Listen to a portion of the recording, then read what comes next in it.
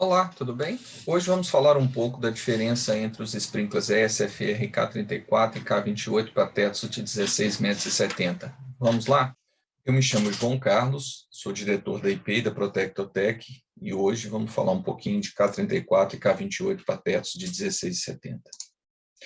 Bom, basicamente existem esses dois sprinklers, o Viking K28 e o Tyco K34, que foram aprovados recentemente para proteção somente de teto, ou seja, sem sprinklers de níveis intermediários, com alturas de até 16,70 metros. E esses bicos, esses sprinklers, têm ganhado uma importância muito grande no mercado, e é muito importante que as pessoas entendam que são produtos diferentes. Apesar dos dois protegerem a mesma altura de telhado, eles têm diferenças, e nós vamos falar um pouco sobre isso. Primeira pergunta que todo mundo deve fazer é: existe diferença técnica de proteção entre o sprinkler Viking K28 e o sprinkler Tyco K34? Existem diferenças técnicas de instalação e projeto? Por que o K34, que é o da Tyco, custa aproximadamente 25% mais caro que o K28?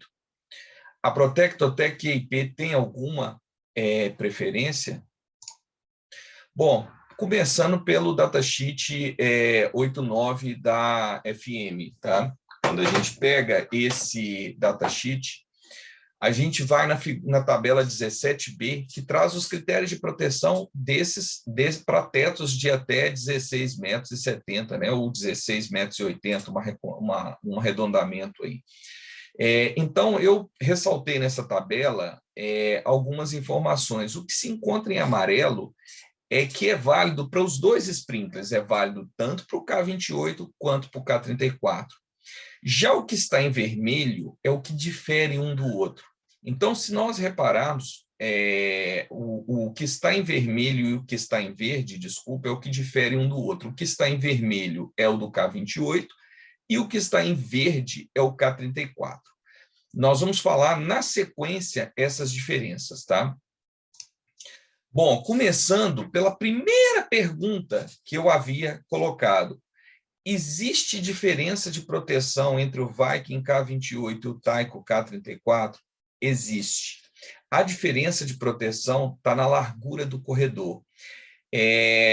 Com o Viking K28, eu preciso de um corredor um pouco mais largo. Eu preciso que o espaço entre as estantes seja de, no mínimo, 2,20 metros de largura.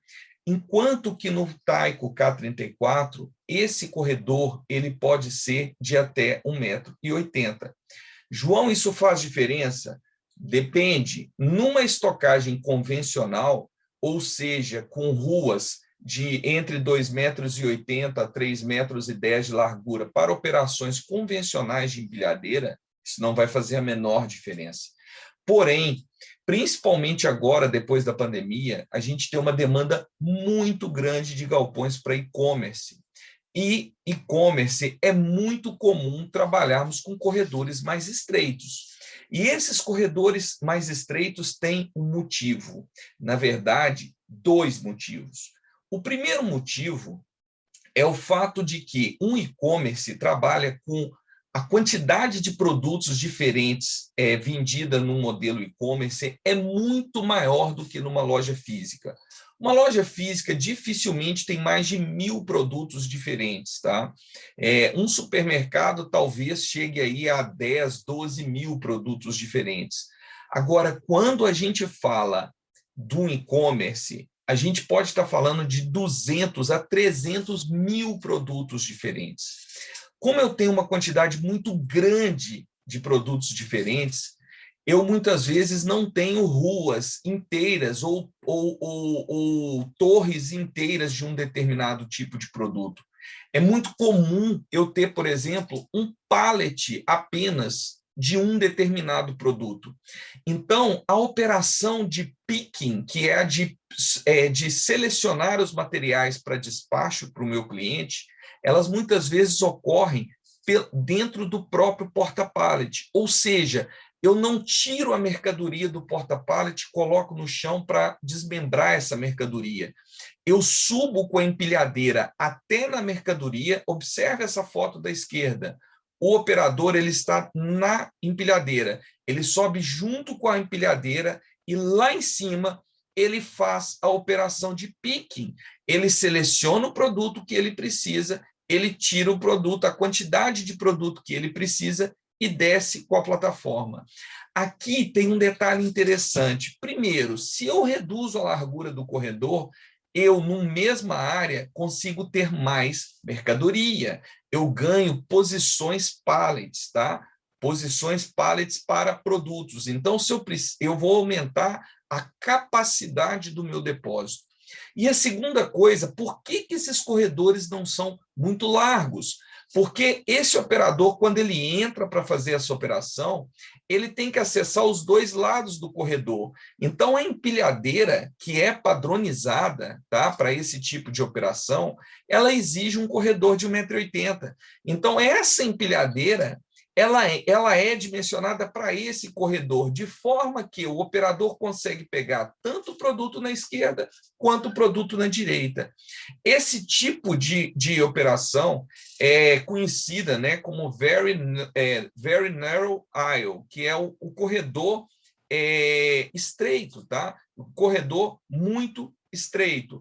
Então, esse tipo de operação é comum em e-commerce, e esse tipo de operação apenas o Tyco K34 vai fazer. Então, quem estiver pensando num galpão para locação e, eventualmente, adotar o K28, saiba que esse é talvez um problema para um determinado inquilino que venha a entrar no seu galpão.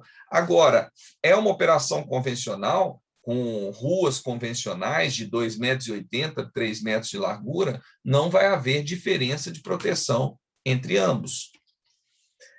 Diferenças de instalação. Existe diferença de instalação entre um e outro? Existe. Uma diferença muito importante de instalação é a altura que o bico de sprinkler fica em relação ao telhado. O K28, o elemento termossensível precisa de estar no máximo a 325 milímetros do teto. Já o K34, esse valor aumenta mais 100 milímetros, é 425 milímetros de distância em relação ao teto. E isso faz diferença? Faz. Porque esse tipo de operação, esse tipo de altura de instalação, ela é muito difícil de ser atendida, porque uma terça do telhado ela tem aproximadamente 250 milímetros de altura. Então, se eu tiver o K28, por exemplo, eu não consigo fazer esse tipo de instalação da foto da esquerda, porque com esse perfil da foto da esquerda, o bico mais o tubo mais a terça vai dar acima do limite permitido. Então, a gente geralmente faz a instalação do sistema de sprinkler nessa condição, porque a gente utiliza a terça do telhado para a suportação do tubo. Então, quando eu trabalhar com o K28, eu não consigo dar essa solução da foto da esquerda. Eu vou ter que passar com a tubulação paralelo à minha terça. E se a tubulação passa paralelo à minha terça, automaticamente eu vou ter que criar um suporte adicional para transferir essa carga para a terça. Então, essa é uma outra vantagem do K34 em relação ao K28, e é uma diferença de instalação, ok? Diferença no grid. Basicamente, o grid, que é a nossa grelha de distribuição, quando eu trabalho com K34, é um grid padrão, que é aquele grid que todo mundo conhece. Eu tenho um coletor em cima, eu tenho um coletor no outro lado do meu grid e tenho as tubulações interligando esses dois coletores. Quando eu trabalho com K28, dificilmente eu conseguirei fazer isso, porque o K28 ele precisa de muita pressão. Tá? Se ele precisa de muita pressão, eu tenho que diminuir a minha perda de carga hidráulica. Então, é muito comum no K28 eu ter o tipo de solução que está na foto da direita, onde, além dos dois coletores, o de cima e o de baixo, eu passo a ter que ter um coletor intermediário para diminuir a carga. E mais, eu preciso de interligar esses coletores para eu conseguir fazer com que o cálculo hidráulico passe. Então, existe uma diferença física na instalação dos dois sprinklers. E isso responde à pergunta do porquê que o sprinkler K34 ele custa aproximadamente 25% mais caro do que o K28. Então, é um sprinkler que eu gasto menos para instalar ele. Vamos fazer algumas continhas para vocês entenderem essa figura aqui. Primeiro, pessoal, não use o K28 aumentando a bomba de incêndio. É muito comum as pessoas quererem pegar só o benefício. O que elas fazem? Elas pegam o K28, que precisa de muita pressão, e simplesmente aumentam a pressão na bomba. Isso não é aceitável numa instalação, principalmente uma instalação de estocagem, principalmente um galpão que vai servir depois para locação. Porque se eu trabalho com pressões excessivas na minha bomba, eu vou ter problemas de vazamento, problemas de rompimento de tubulação e outros problemas. Lembre-se que instalação de chuveiros automáticos é admitido pressões de até 175 PSI. E os bicos de sprinkler para estocagem, todos os bicos que existem no mundo de estocagem são limitados para pressões de até 175 PSI, que é aproximadamente 123,5 MCA. Então, não adianta eu querer colocar o K28 e resolver o problema de demanda de pressão dele aumentando a pressão na bomba, porque se eu fizer isso, fatalmente eu vou ter pressões acima desse valor. E essas pressões, elas resultam numa deficiência eterna da instalação, porque eu vou ter inúmeros acidentes ao longo da vida útil. Cuidado, você projeta um sistema de sprinkler para atuar numa situação de incêndio, que muitas vezes ocorre talvez 1 ou 2 eventos num período de 50, 70 anos. Ao passo que eu vou ter 50, 70 anos de problemas na minha instalação se eu tiver um excesso de pressão. Vamos dar uma olhada nisso? Observe essa instalação típica, um tanque de água, uma casa de bombas e um galpão, muito próximo do que a gente tem hoje no Brasil. Essa figura, inclusive, é uma figura que consta no próprio handbook da NFPA 13, tá? A pressão estática, a pressão máxima que eu posso trabalhar em um sistema de estocagem é 175 PSI, conforme eu falei agora há pouco. Para um tanque se eu tiver um tanque de 10 metros de altura de água, a pressão nominal que tem uma pressão hidráulica de 14 PSI, tá? Só que é uma pressão que eu não posso usar, porque eu tenho que dimensionar ele numa condição vazia, porque é uma dos momentos do incêndio, esse tanque vai tender a estar vazio, tá? Ele me dá uma pressão hidráulica de 14 PSI.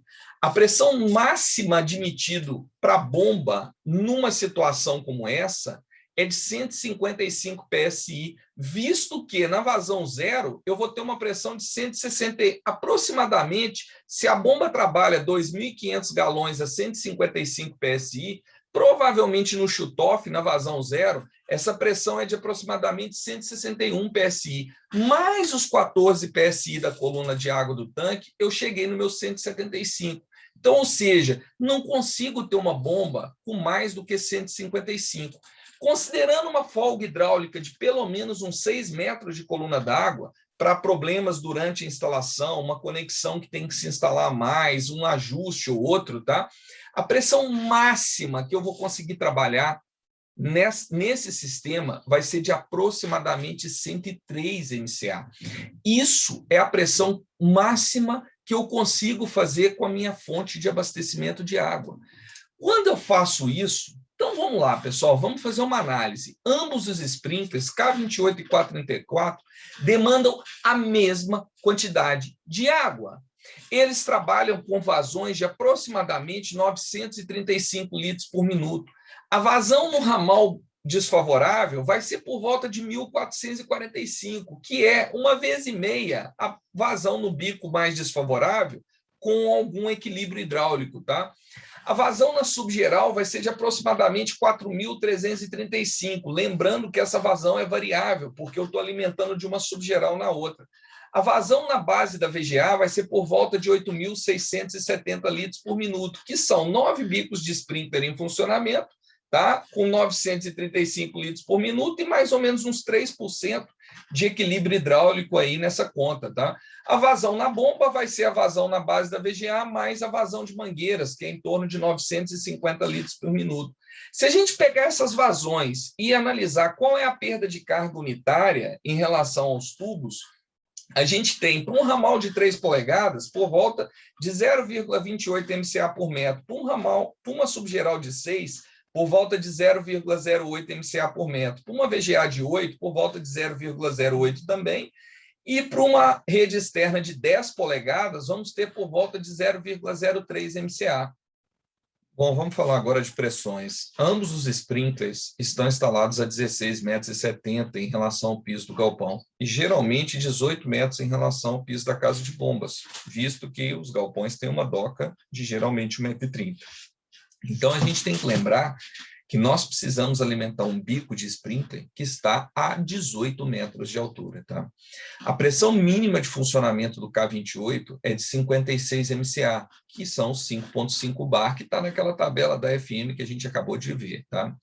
Podemos ter uma perda de carga total, ou seja, se eu pegar a pressão máxima que eu tenho na minha bomba de incêndio, subtrair o desnível geométrico e subtrair a pressão residual que eu tenho que ter no bico de sprinkler, me sobra qual é a perda de carga máxima, perda máxima de carga hidráulica que eu posso ter no meu sistema. Nesse caso do K28, seria 103 na saída da bomba, 18 MCA de desnível geométrico e mais 56 MCA, que é a pressão residual que eu preciso de ter no bico do sprinkler. Fazendo essa mesma conta para o K34, levando em conta que o K34, a pressão residual, ao invés de ser 56 MCA, é 39 MCA, a gente vai ter que nós podemos ter uma perda de carga total de 46 MCA. Fazendo uma simulação, imagina uma rede externa de 10 polegadas com 350 metros. Se você pegar desde a casa de bombas, a gente cotovelo, T's, válvulas de bloqueio, válvulas de retenção, válvulas gaveta e outras coisas que você vai ter no caminho, você vai ter por volta de uns 108 metros de comprimento equivalente. Então, que daria por volta de uns 458 metros de tubulação, tá? Se eu multiplicar pelo 0,03, que é a perda de carga para a rede externa unitária, que eu havia falado nos slides anteriores, a gente tem uma perda de carga por volta de 14 MCA entre a minha casa de bombas e a base da minha válvula de governo. Tá? A válvula de governo em si, uma VGA de 8, ela tem por volta de 16 metros de altura, lembrando que ela não fica junto do bico, ela fica um pouco, a alimentação do grid, né? A minha subgeral, ela fica um pouco abaixo do nível do bico dos sprinklers, então os ramais sobem um pouco para alimentar, fazem aquelas subidas para alimentação. Então imagina que ela vai ter 16 metros de comprimento e mais uns 54 metros de comprimento equivalente. Lembrando que a válvula de governo e alarme, ela tem um comprimento equivalente considerável, tá? Então, nesse caso, o comprimento equivalente chega a ser maior até do que o comprimento real da tubulação. Então, a gente tem aí, multiplicando pela mesma carga unitária, perda de carga unitária mostrada nos slides anteriores, a gente tem uma perda de carga de aproximadamente 6 metros de coluna d'água. A gente ainda tem uma perda na subgeral, considerando as duas subgerais de 6 polegadas, com 40 metros de comprimento, tá? A gente vai ter aí por volta de 3 MCA. Foi considerado, claro que a subgeral não tem 40 metros de comprimento, ela vai ter menos, tá? Mas foi considerado 1,5 vezes o tamanho da subgeral, visto que existe uma variação hidráulica entre essa vazão na subgeral, já é uma vazão equilibrada, mas logo no início dela eu tenho uma perda de carga muito maior. Então, para efeito de comparação, multiplicou-se por 1,5, tá? Para chegar num valor próximo disso aí.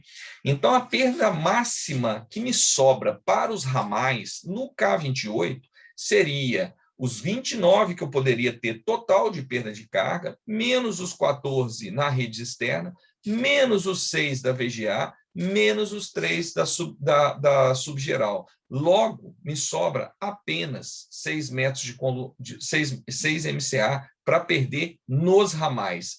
Se eu dividir esses 6 MCA pela perda de carga unitária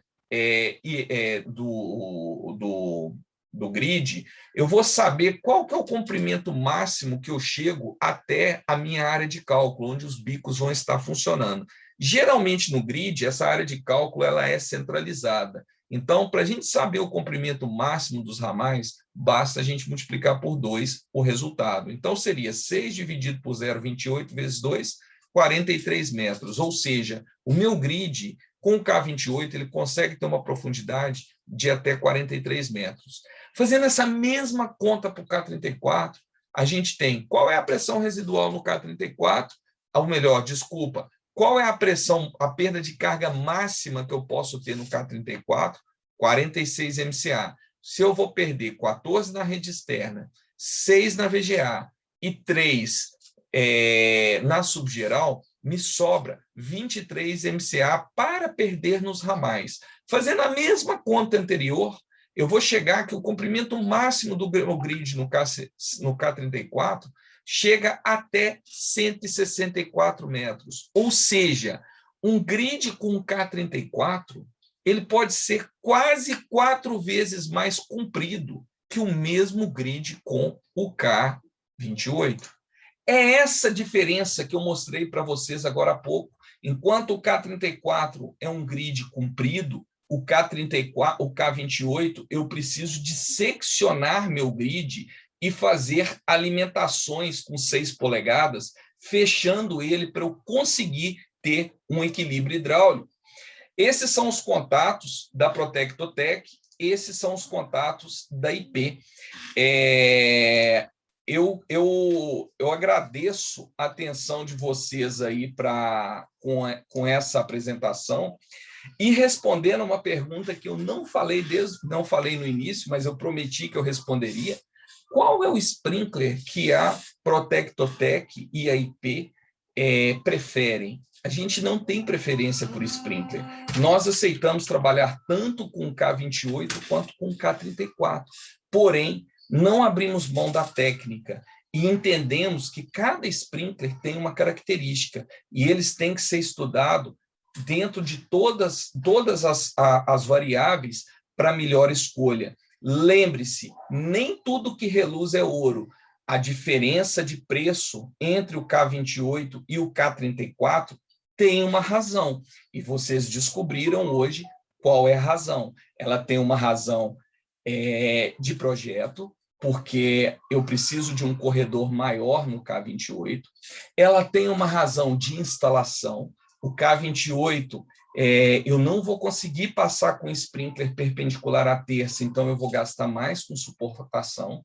E ela tem uma razão também, que é uma razão de custo de instalação. Eu preciso diminuir a minha perda de carga hidráulica para conseguir viabilizar o K28. O K28 é um bico muito bom de se trabalhar em tetos onde a tubulação naturalmente já é invertida, como os tetos, por exemplo, do tipo Rolon. Já o K34 é muito útil nos tetos convencionais, do tipo Medabil, do tipo que tem terça C ou Z em treliça plana, tá?